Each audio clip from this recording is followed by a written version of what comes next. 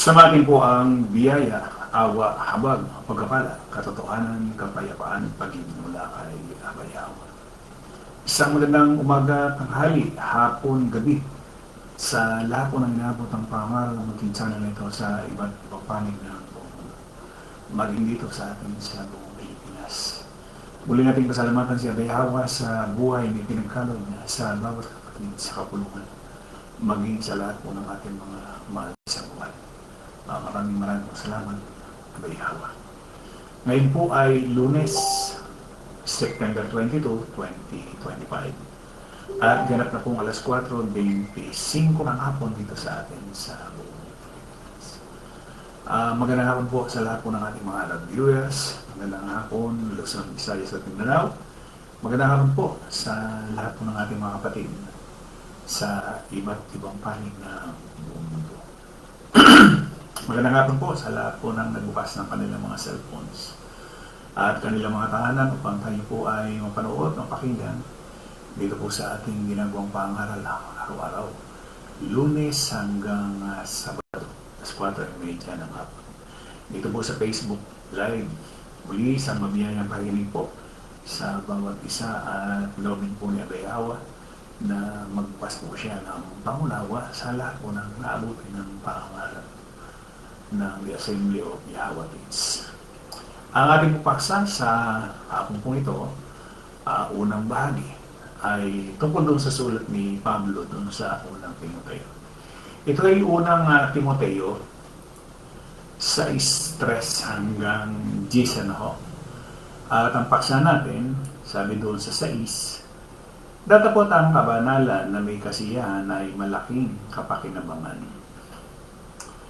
Muli nating pasalamatan si Abayawa sa buhay na patuloy na ibinabahagi pa at ibinibigay pa sa bawat isa atin sa mga kapatid sa kapulungan at maging din sa lahat po ng ating mga malas sa buhay.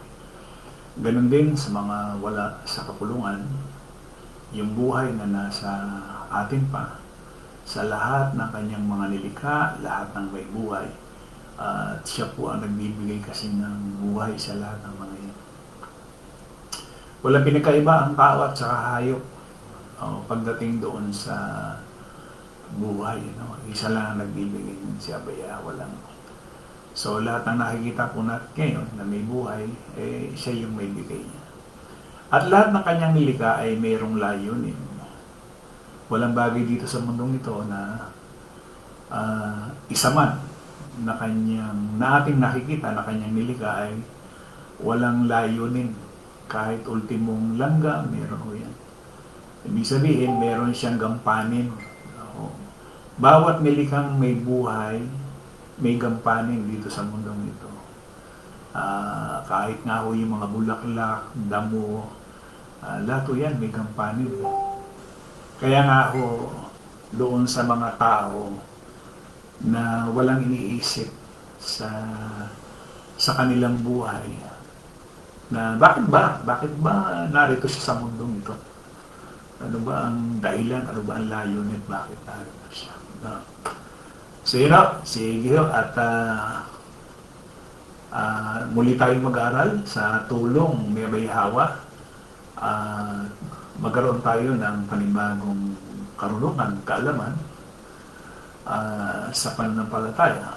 Kasi alam naman natin sa mga reliyon, wala ka namang matututunan dyan.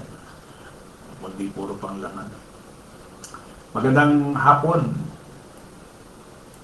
Sister Gina Macar at si Brad Arnold Macoco.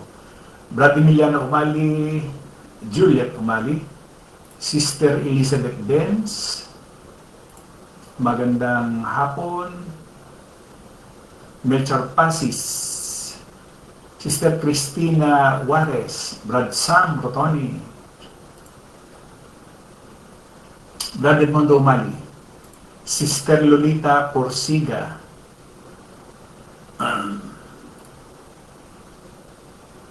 Nel Umali, Lisa Indemibli Corsiga, Leonardo Corsiga, Sister Loren Paulan Fernandez, Lolita Corsiga, Brad Fortunato Juarez, Sister Vivian Bandojo Mana, magandang umaga dyan sa iyo. Brad Jesse Juarez, magandang hapon. Brad Noli Tungkua, John Mercorsiga, Sis Rosana Rose, Brad Ezekiel Umali, Jen L. Juarez, Troy Corsiga,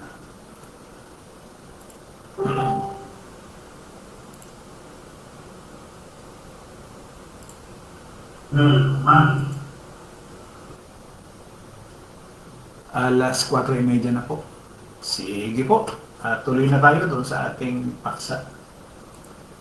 Sa hapon po ito, araw po ng Lunes, 22 ng Setyembre. So, paksa natin ay batay doon sa unang Timoteo 6:6. FSB, subalit ang banal na kumuhay na may kasiyahan ay malaking pakinabang. Ang Biblia Tagalog ng 1978, datapat ang kabanalan na may kasiyahan ay malaking kapakinabangan. Subalit ang kabanalan na may kasiyahan ay malaking pakinabang, ABB. Datapat ang kabanalan na may kasiyahan ay malaking kapakinabangan, SND. Ngunit ang pagsamba sa Diyos na may kasiyahan ay malaking pakinabang, ASND. Kung sa bagay, daig pa ng taong namumuhay ng banal at kontento na sa kalagayan ang mayaman. Dito po sa paksang ito, magmula ho doon sa verse 3, unang Timoteo, 6:3 hanggang 8 ito eh. At basahin ko po, 3 at 10, pagkatapos ay himayin natin. Sabi doon sa 3, kung ang sino may nagtuturo ng ibang aral at hindi sumasang-ayon sa mga salitang nakagagaling, sa makatwid ang mga salita ng ating Panginoong Yahweh at sa aral na ayon sa kabanalan. Ang gayon ay palalo, walang nalalamang anuman, kundi may sakit sa mga usapan at mga pagtatalo. Sa mga salitang pinagbubuhatan ng kapanagilian, mga pagkakalit, mga pagkaalipusta, mga masasamang akala, pagtataltala ng mga taong masasama ang pag-iisip, at salat sa katotohanan na nagsisipag-akala na ang kabanalan ay paraan ng pakinabang. Datapot ang kabanalan na may kasiyahan ay malaking kapakinabangan, sapagkat wala tayong nilalang anuman sa sanlibutan at wala rin naman tayong mailalabas na anuman. Ngunit kung tayo may pagkain at pananamit, ay masaya na tayo doon. Datapot ang nagsisipagnasang yumaman ay nangahuhulog sa tukso at sa silo at sa maraming mga titang hangal, at nakasasama na siyang naglulubog sa mga tao sa kapahamakan at kamatayan. Sapagkat ang pag-ibig sa salapi ay ugat ng lahat ng uri ng kasamaan na sa pagnanasa ng iba ay nangasinsay sa pananampalataya at pinuhog ang kanilang sarili ng maraming kalumbay. Sa ating nakita, magmula nung tayo ay mamulat sa mundong ito. Merong tinatawag na mga Diyos pero hindi na ipaliwanag sa atin ng mga nagtuturong mga kaparian at mga ministro at pastor ng mga relihiyon kung ano talaga yung totoo kahulugan. Nakita lang natin, may mga simbahan, may pastor, may ministro, may imam. Hindi ko nga alam yan kung yung imam dati. Isang guro sa mga Muslim. And then, papasok tayo sa simbahan, makikinig sa sermon ng isang pari o isang pastor o isang ministro. And then, ay mga isang oras kung Katoliko, may oras talaga yun at saka detalyado ko yun na yung pagmimisa at saka yung nobena. Halos parehas lang naman. May nagmimisa kung tawagin. Sa madaling sabi lumipas ang maraming taon na yung ating pananampalataya, bagamat meron tayong tinatawag na Diyos, pero yung diwa talaga nung salitang kabanalan, wala yun. Na ngayon na lang natin naiintindihan na meron pala talagang Diyos na totoo, na nagtuturo ng kabanalan. Mapapansin natin doon sa 3, sabi ni Pablo, kung ang sino may nagtuturo ng ibang aral at hindi sumasang-ayon sa mga salitang nakagagaling, sa makatuwid ay ang mga salita ng ating Panginoong Yahweh at sa aral na ayon sa kabanalan. Ibig sabihin, meron pala talagang magtuturo ng ibang aral. Yung aral na hindi sasang-ayon sa salitang nakagagaling, ano yun? Sa makatigbagay sa mga salita ng ating Panginoong Yahweh at sa aral na ayon sa kabanalan.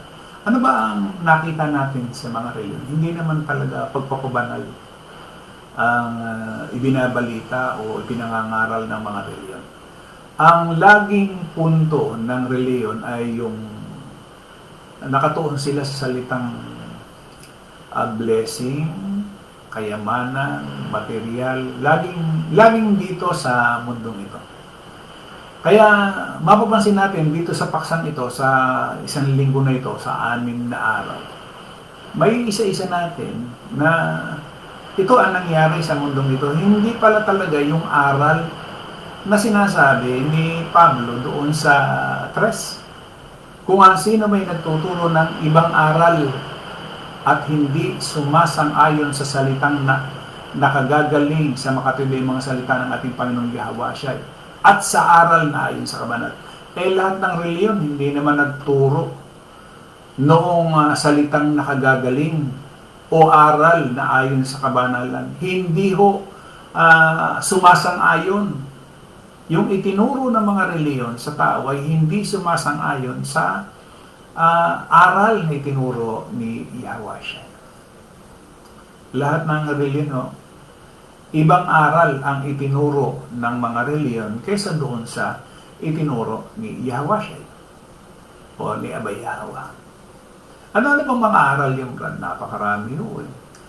Kaya nga sinasabi natin, kung isa-isayin natin, baka kulangin yung ating ginagawang pangangaral dahil lahat ng aral nila mali. Ibang aral doon sa ipinangangaral nila. No? So nakatuon ang pansin ng founder ng reliyon sa pagpapayaman. Minsan nga merong isang founder, anak na ng founder ho yun. Nagsisermon siya na kayo ba ang wika ay nabibigatan, naghihirap,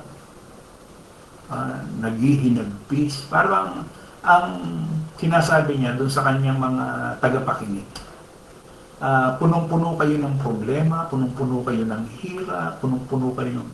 Bakit hindi kayo ang wika lumapit sa Diyos Ama?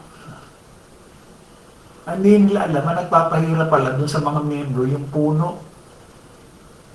Bakit? Bakit nagpahirap rin? Sige, subukin ninyo. Pasukin niyo yung aral ng reliyon, lalo pagdating sa pananalapi, at talagang maghihirap ka. Yung iba nga ho, yung iba, meron mong tuturuan ng pangungutang. Ituturo ay mangutang para may maibigay sa iglesia. Yung isa naman, yun daw kanilang mga cellphone, ibenta. Kung ilan ang miyembro nila, ibenta para doon sa pagpapalaganap ng Ebanghelyo. Kaya nasabi ko nga nung isang araw, hindi naman Ebanghelyo ang ikinalat ng mga reliyon. Puro kasinungalingan. Noong pang-unang siglong ikinalat ng mga Pariseo ay puro kasinungalingan. Di ba? Lahat ng iniaral ng mga reliyon, puro kasinungalingan . Yung inilatag nila, puro kasinungalingan. Halimbawa, nagsimula dito sa Pilipinas, nagsanga-sanga sa iba't ibang bansa. At ikinalat nila, Ebanghelyo ba? Hindi. Ibang aral. Kaya sabi ni Pablo, sabi niya,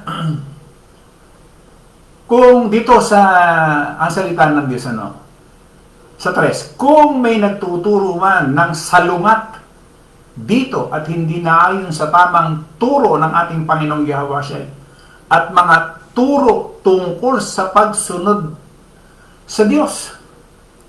Eh di, piho na natin na talagang itinuro ng mga reliyon, hindi naman talaga yan yung itinuro. Yawa, hindi ho talaga itinuro yan. Meron mo, uutusan mo yung mga miyembro mo para lang makalikom ng pera, ipagbibili yung cellphone, in dollar pa yun, in dollars pa. At ibibigay doon sa iglesia. Meron mo, ituturo mo yun. Antindihan, ha? Yan yung ibang aral. Yan yung ibang aral na sinasabi ni Pablo, ibang aral hindi itinuro ni Yahweh o ni Abay Yahweh. Ang dami ho niyan. Sabi ko nga sa inyo, sa reliyon, pagdating sa pananalapi, marami ho silang aral, invento pa-target. Hindi ko alam kung ano ibig sabihin nila ng salitang pa-target. Pero bukang bibig nila yun. Meron siguro silang tinatarget na isang halaga na kinakailangan mapunan. Let's say halimbawa, 1,000,000, kinakailangan punan nila yun. Ang dami nila. Yung isa nagkukwento pero tigi-1,000 lang tayo, ilan ba tayo? 1,000 milyon. Yun ang parinig ng mga puno. So doon pa lamang makikita natin na ibang aral talaga yung itinuturo, hindi talaga ukol sa kabanal. Kaya yung may yung sinasabi niya dito. Yung ating paksa, data po ng kabanalan na may kaasiyan ay malaking kapakinabang. Ito yung hindi nangiintindihan talaga ho ng reliyon. Yung sinasabi dito, but godliness with contentment is great gain. Ano sabi niya? For we brought nothing into this world, and it is certain we can carry nothing out. Bagay, ito'y tatalakayin natin sa susunod pa. Gusto ko kasing isa-isahin gusto kong isa-isahin ito. Sabi niya dito, 1:3 ng 1 Timoteo. Kung paano ipinamani ko sa iyo na ikaw ay matira sa Epeso nang pumaroon ako sa Macedonia upang maipagbilin mo sa ilang tao na huwag magsipagturo ng ibang aral. Stricto sila sa pagdating sa aral. Sa lahat ng mga sulat ni Pablo, stricto sila. Siya, pagdating dun sa turo. Kasi sinabi naman doon sa 7:17 ng Juan, makikilala mo yung turo. Kung ako'y nagsasalita ng mula sa aking sarili o nanggaling sa Diyos yung aral o nagmumula sa aking sarili, sabi ni Yahweh siya. So doon sa turo, and sabi niya doon sa 1 Timoteo, 1 Timoteo 1:6, na pagkasinsay ng iba sa mga bagay nito ay nagsibaling sa walang kabuluhang pananalita. Yan yung mga inimbento. Kaya walang kabuluhan. Bakit? Puro pawang invento lahat ng aral. Choir. Invento yan, yung choir.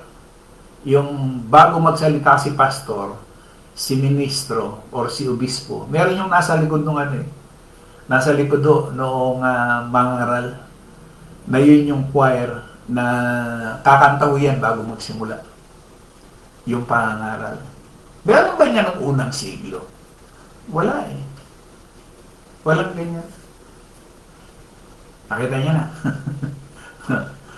Ibig sabihin, ano ibig sabihin nun kung wala? Paano magkakaroon ng kaligtasan sila? Puro invento yung aral. Hindi ba? Ano pa?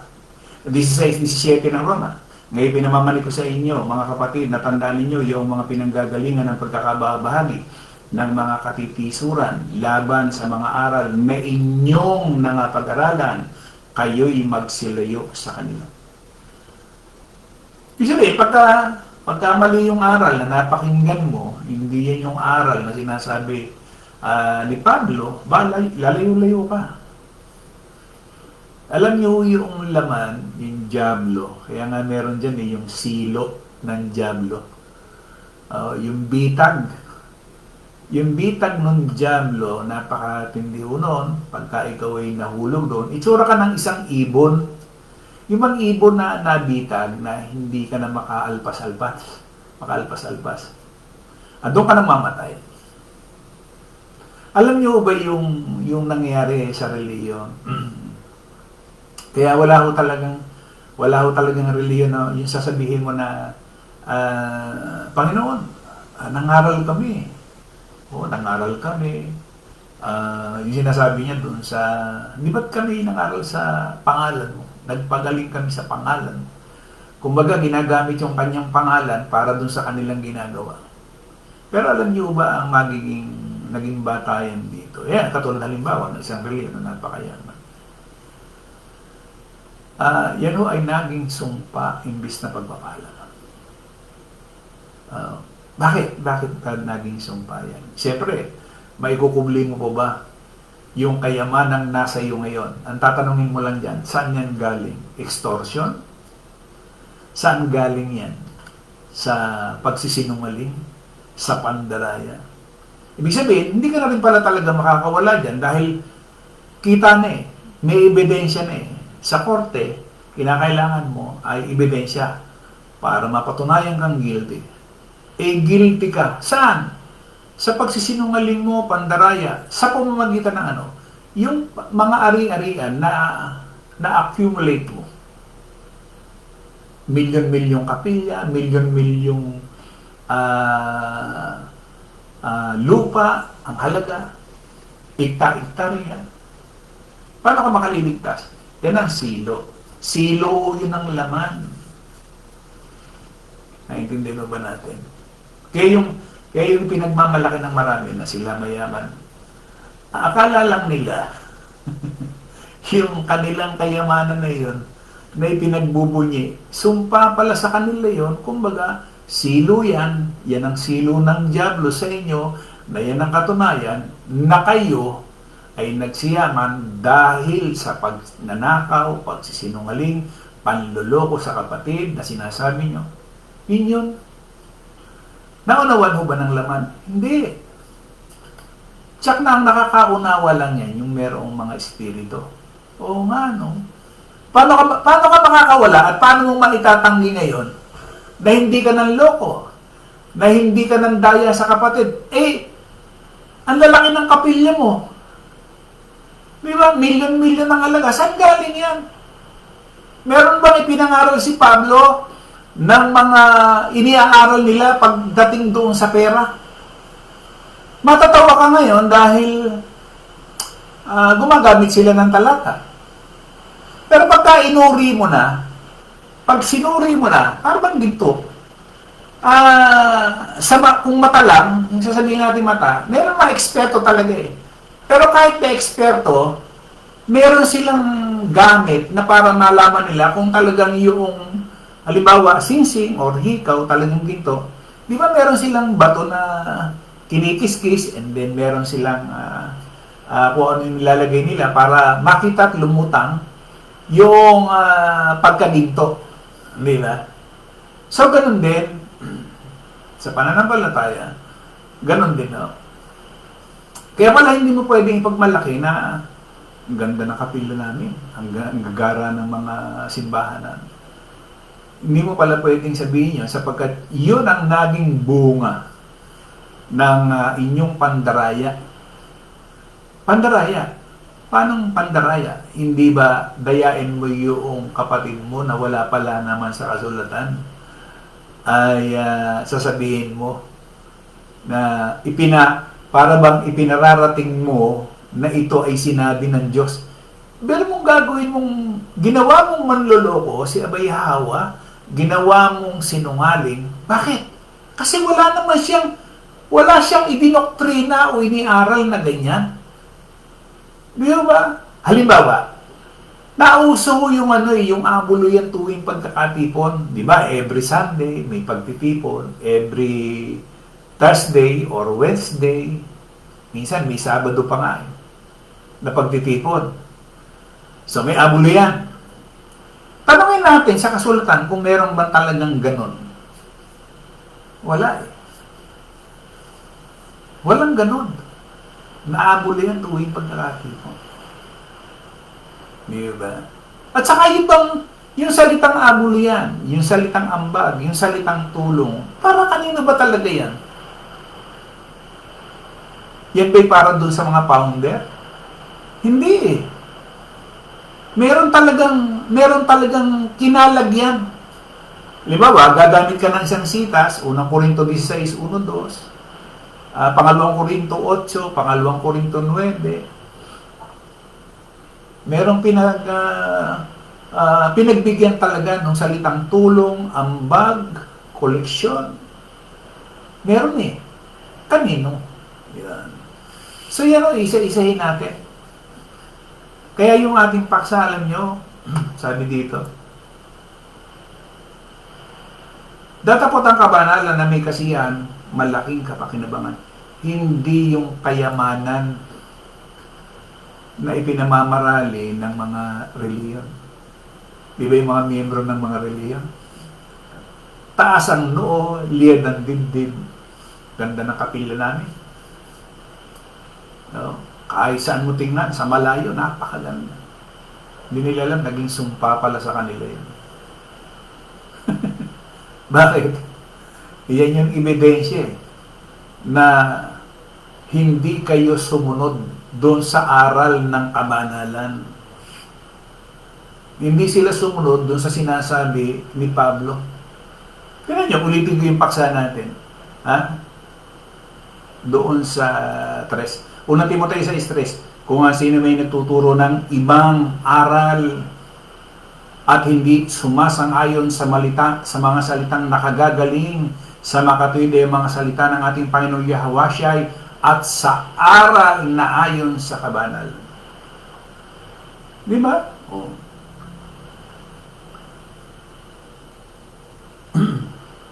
Sabi dito sa Pangalawang Timoteo 1:13, ingatan mo ang mga ulirang mga salitang magagaling na narinig mo sa akin sa pananampalataya at pag-ibig na nasa kay Kristo. Di ba? Pangalawang Timoteo 4:3, sapagkat darating ang panahon na hindi nila titiisin ang magaling na aral. Ayaw nila ng magaling na aral, ayaw nila ng mababasang aral, kundi pagkakaroon nila ng katinang tainga ay magsisipagbuntun sila sa kanilang sarili ng mga gurong ayon sa kanilang sariling mga masasamang pita. Mas gusto na ng tao yung isang mangangaral, naka-Amerikana, postorado, makisig. Mas gusto ng marami yung ganon. Kaysa doon sa aral na magaling. Yung kikiliti doon sa kanilang mga tainga. Magkakaroon kayo ng kayamanan, magbigay kayo usong takal, siksik, liglig at umaapaw ang ibabalik sa inyo. Hindi naman naiintindihan, hindi naman naunawaan kung anong ibig sabihin. Di ba? So, yan ang nangyari sa reliyon. Yan ho yung ibang aral. Hindi yan aral na ayon sa kabanalan. Kasi ang aral talagang puro pagpapakabanal eh. Habang tayo po ay narito sa mundong ito, talagang dapat maging banal ang bawat isa. Hindi mo katulad ng reliyon na naglalamoy sa gawaing panglaman.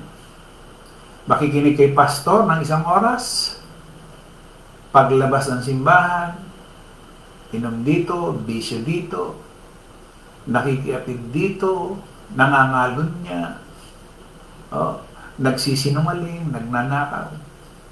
Yun ang mga nadiskubring mga anomalya sa flood control. Sino ang magsasabi dyan sa mga tao na yan? Nasa Senado, nasa Kongreso. Sino magsasabing sila'y walang Diyos? Lahat yan, meron Diyos. Lahat yan, merong mga relihiyon. Yung nag-iimbestiga, yung iniimbestigahan, lahat yan, merong Diyos. Tanungin natin, yung bang nag-iimbestiga, hindi ba sinungaling? Yung bang iniimbestigahan, Hindi ba sinungaling? Pare-parehas lang sila. Lahat sila nasa laman. So ano yan? Itsura lang ho yan ng pelikula. Mga actor and actresses na gumaganap sa isang teatro, yung nakikita natin dito ngayon sa Pilipinas. May nag-iimbestiga, may iniimbestigahan. Di ba? May nagrarally kontra doon sa gobyerno. Para akala mo yung nagrarally matino doon sa nasa gobyerno. At yung gobyerno naman, niisip niya na matino siya kaysa doon sa mga nag-aakusa sa kanya. Pero pare-pareho lang silang nasa laman. Yun ang dapat natin maisip, mga kapatid. Kaya dito sa kapulungan, yung ating napapakinggan araw-araw ay napakalaking tulong sa bawat sa atin. Kasi yan, para maiiwas tayo doon sa silo ng diablo. Yung trap ng diablo, alam naman natin yung diablo is laman, yung flesh. Pwede po bang masilo ng diablo ang isang nasa kapulungan? Opo naman. Kasi hindi naman lahat ng nasa kapulungan merong espiritu. Hindi tayo katulad ng relihiyon na pagka ikaw ay pumasok na sa relihiyon, ligtas ka na. Hindi.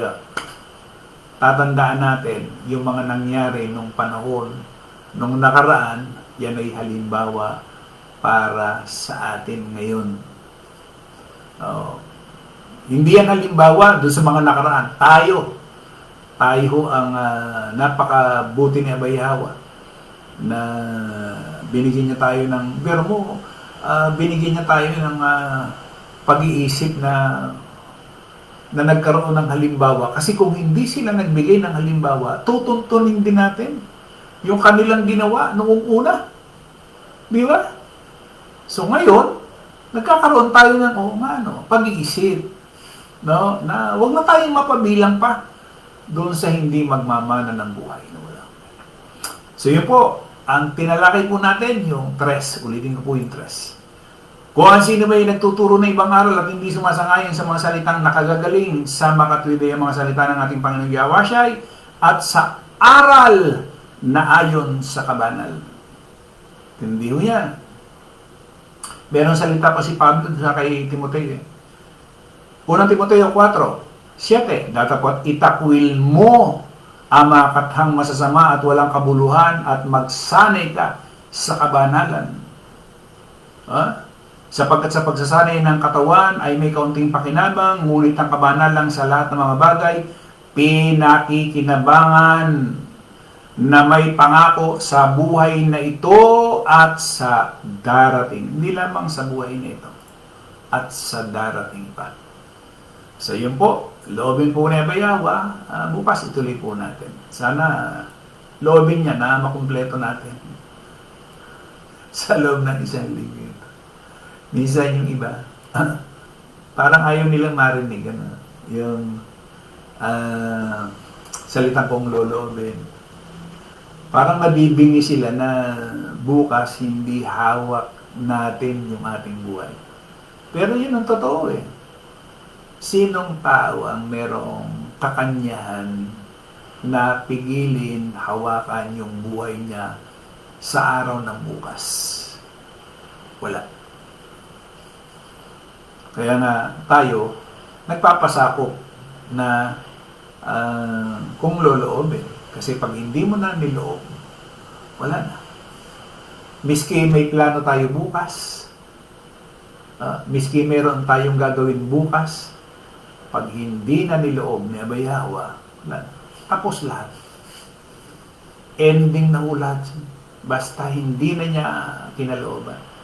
Kaya nga yung salitang pasalamat dapat hindi lang sa bibig. Dapat gawin natin sa puso. Alin ba na sinasabing pasalamat? Yun mo bang tayo nagpapasalamat na salamat po at binigyan mo kami ng pagkakataon o buhay sa araw na ito.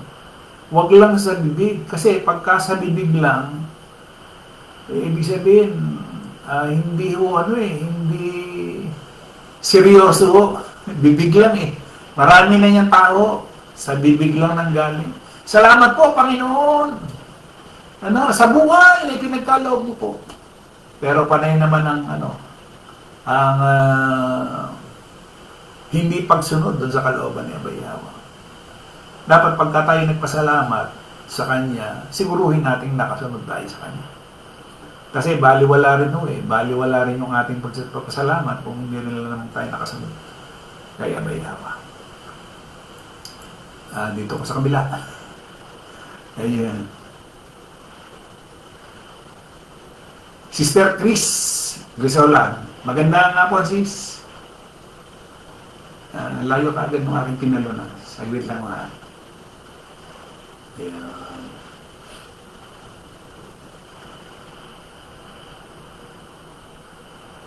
Sister Shirley Reveriza, Troy Corsiga.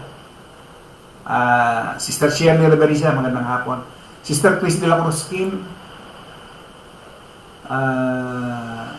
Bradwell Fredo Bedes. Ay sama na natin si Brad Pedro at Sister Dominga Bedes. Brad Rodelio Naba, magandang gabi na sa iyo dyan, Brad. Sister Maria Victoria Morales. Carlo Roll. Brad Noli Tungkua. Shirley Bandoho Abrera. Sister Chris Grisola. Ayun.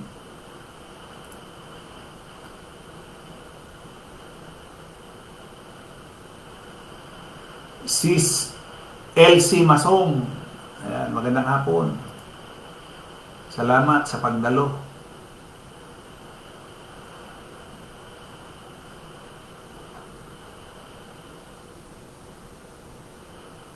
Brad Edmond Mali, parang lumalabas bro, ginagamit lang ng reliyon ng salita ng Diyos para pagkakitaan lang nila.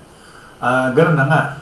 Wala namang reliyon na hindi gumamit noong kasulatan para dun sa kanyang sariling ambisyon, pang sariling interes. Lahat ng reliyon, ginamit nila ito. Yung kasulatan, kaya nga ikinokot nila, nagko-quote sila nung sitas para palabasin na sila yon. Unang-una, nasa iglesia sila, ay samantala yung sinulatan ni Pablo, nasa kapulungan. So, mali na. Di ba? Carlo, tama po bro, nangangaral lang, tapos biglang yaman, talagang may mali sa harap. Yun ang napakabigat eh. Meron ng ebidensya sa kanila. Kumbaga, hindi mo na kailangan pang maghalungkat, mag-imbestiga. Yun na. Yung kapilya nyo, yung simbahan nyo, yung yaman nyo, saan galing yan? Bakit yung mga nangaral ng unang siglo, wala naman yan? Yung Kristo, wala naman yan. Walang mansyon ng Kristo, walang malawak na asyenda, lupain, ikta-iktaryang lupain, wala eh. Di ba? Sebastian Juarez, Brad Sam Rotoni, Lolita Corsia, ginawa pong business talaga bro ang banal na kasulatan ng mga reliyon. Hindi po sila nangaral ng mabuting balita, kundi puro po kasinungalingan.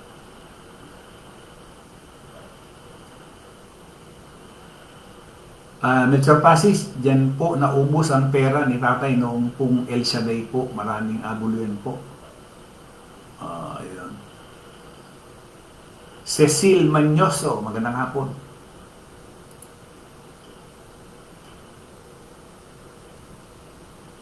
Lolita Corsiga, kaya napakahirap po makipagkaibigan, makilahok sa mga nasa laman, bro.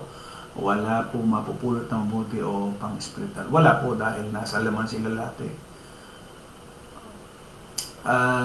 Shirley Bandoho Abrera. So yun po, loobin po ni Abay Yawa na bukas ituloy po natin, ano? Sana wala akong nakaligtaan na pangalan. Uli, sa iisang Diyos na ating tagapagligtas, sa pangalan ni Abay Yawa, Sumakanya nawa ang kalwalatian, ang karangalan, ang paghahari at ang kapangyarihan sa kauna-unahang panahon at ngayon at magpakailanman siya nawa. Patuloy po tayong ingatan, gabayan at patuloy na pagpalain. Higit sa lahat sa bagay na pang-spiritual. Sa bawat segundo, minuto, oras, araw man o gabi na ating pong nilalagi sa mundong ito. Muli, maraming salamat sa lahat po ng ating mga viewers, sa lahat po ng ating mga kapatid na nakaisa po natin sa hapon pong ito, ano man ang oras dyan sa inyo, sa iba't ibang bansa, maaaring sa iba ay tanghalian, sa iba ay medyo alas 10 na ng gabi, ayan, sa iba umaga pa lang, ano man hong oras, muli tayong gabayan, abayawa sa ating pong gagawin. At sana, loobin po ni Abayawa na habang may pagkakataon tayo na gawin natin yung kalooban niya. Huwag ho yung kalooban ng laman. Kamatayan ho ang dulot nun. Muli maraming salamat. Isang magandang hapon po sa ating lahat.